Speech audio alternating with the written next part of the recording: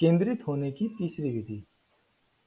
सिर के 7 द्वारों को अपने हाथों से बंद करने पर आंखों के बीच का स्थान सर्वग्राही हो जाता है। यह एक पुरानी से पुरानी विधि है और इसका बहुत प्रयोग हुआ है। यह सरलतम विधियों में से एक है। सिर के सभी द्वारों को, आँख, कान, नाक, मुंह सबको बंद कर दो। जब सिर के सब द्वार दरवाजे बंद हो जाते हैं तो तुम्हारी चेतना तो सतत बाहर बह रही है, एकाएक रुक जाती है, ठहर जाती है। वह अब बाहर नहीं जा सकती। तुमने ख्याल नहीं किया होगा कि अगर तुम क्षण भर के लिए श्वास लेना बंद कर दो तो तुम्हारा मन भी ठहर जाता है। क्यों? क्योंकि श्वास के साथ मन चलता है। वह मन एक संस्कार है। तुम्हें समझना चाहिए कि यह संस्कार क्या है, तभी इस सूत्र को समझना आसान होगा। रूस के अति प्रसिद्ध मनस्विद पावलक ने संस्कार जनित प्रतिक्रिया को, कंडीशन्ड रिफ्लेक्स को दुनिया भर में आम बोलचाल में शामिल करा दिया। जो भी व्यक्ति मनोविज्ञान से जरा भी परिचित है, इस शब्द को जानता है।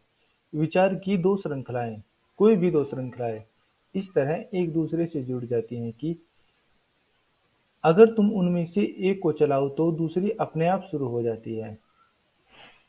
पावलक ने एक कुत्ते पर प्रयोग किया। उसने देखा कि अगर कुत्ते के सामने खाना रख दो तो उसी वक्त उसकी जीभ से लार बहने लगती है, जीभ बाहर निकल आती है और वह भोजन के लिए तैयार हो जाती है। कुत्ता जब भोजन देखता है या उसकी कल्पना करता है तो लार बहने लगती है। लेकिन पावलक ने इस प्रक्रिया के साथ दूसरी बात जोड़ दी। जब भी भोजन रखा जाए और कुत्ते की लार टपकने लगे, वह दूसरी चीज करता। उदाहरण के लिए वह एक घंटी बजाता और कुत्ता उस घंटी को सुनता। 15 दिन तक जब भी भोजन रखा जाता, घंटी भी बजती। और तब 16वें दिन कुत्ते के सामने भोजन नहीं रखा गया, केवल घंटी बजाई गई। लेकिन तब भी कुत्ते के मुंह से राल बहने लगी, जीभ बाहर आ गई, मानो भोजन सामने रखा हो। वहां भोजन नहीं था, सिर्फ घंटी थी। अब घंटी बजने और लार टपकने के बीच में कोई स्वाभाविक संबंध नहीं था। लार का स्वाभाविक संबंध भोजन के साथ है, लेकिन अब घंटी का रोज-रोज बजना लार के साथ जुड़ गया था, संबंधित हो गया था। और इसीलिए मात्र घंटी के बजने पर भी लार बहने लगी। पावलक के अनुसार, और पावलक सही है, हमारा समूचा जीवन एक कंडीशन्ड प्रोसेस है। मन संस्कार है, इसलिए अगर तुम उस संस्कार के भीतर कोई एक चीज बंद कर दो तो उससे जुड़ी हुई सारी चीजें बंद हो जाती हैं। उदाहरण के लिए विचार और श्वासें। विचारना सदा ही श्वास के साथ चलती है। तुम बिना श्वास विचार नहीं कर सकते।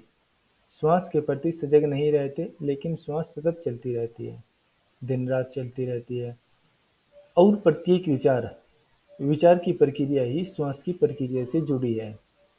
इसलिए अगर तुम अचानक अपनी श्वास को रोक लो तो विचार भी रुक जाएगा। वैसे ही अगर सिर के सातों केंद्रों, उसके सातों द्वार बंद कर दिए जाएं, तो तुम्हारी चेतना अचानक गति करना बंद कर देगी। तब चेतना भीतर स्थिर हो जाती है और उसका यह भीतर स्थिर होना तुम्हारी आंखों के बीच स्थान बना देता है। वह स्थान ही त्रिनेत्र है, तीसरी आंख कहलाती है। अगर सिर के सभी द्वार बंद कर दिए जाएं, तो तुम बाहर गति नहीं कर सकते, क्योंकि तुम सदा इन्हीं द्वारों के द्वारा बाहर जा रहे हो। तब तुम भीतर स्थिर हो जाते हो और वह स्थिर होना, एकाग्र होना इन दो आंखों, साधारण आंखों के बीच घटित होता है। चेतना इन दो आंखों के बीच के स्थान पर केंद्रित हो जाती है। उस स्थान को ही त्रिनेत्र कहते हैं। वह स्थान सर्वग्राही, सर्वव्यापक हो जाता है। यह सूत्र कहता है कि इस स्थान में सब सम्मिलित है, सारा अस्तित्व समाया है। अगर तुम इस स्थान को अनुभव कर लो तो तुमने सबको अनुभव कर लिया। एक बार तुम्हें इन दो आंखों के बीच के आकाश की प्रतीति हो गई तो तुमने पूरे अस्तित्व को जान लिया, उसकी समग्रता को जान लिया। क्योंकि यह आंतरिक आकाश सर्वग्राही है, सर्वव्यापक है, कुछ भी उससे बाहर नहीं है। उपनिषद कहते हैं, एक को जानकर सब जान लिया जाता है। ये दो आंखें तो सीमित को ही देख सकती हैं, तीसरी आंख असीम को देखती है। ये दो आंखें तो पदार्थ को ही देख सकती है, तीसरी आंख अपदार्थ को, आध्यात्म को देखती है।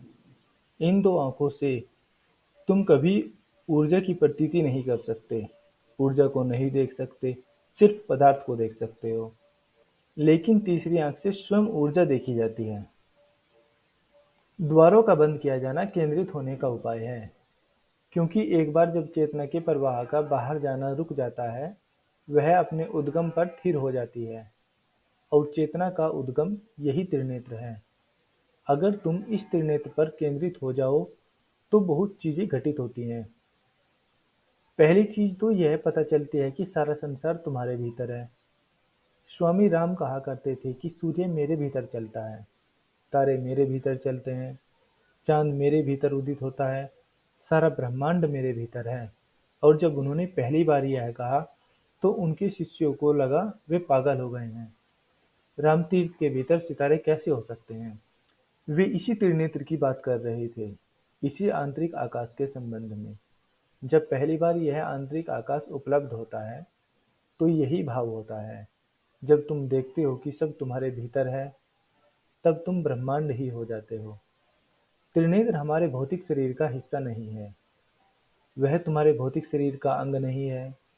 तुम्हारी आंखों के बीच का स्थान तुम्हारे शरीर तक सीमित नहीं है, वह तो अनंत आकाश है जो तुम्हारे भीतर प्रवेश कर गया है।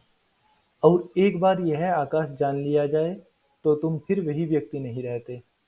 जिस क्षण तुमने इस अंतरस्थ आकाश को जान लिया, उसी क्षण तुमने अमृत को जान लिया।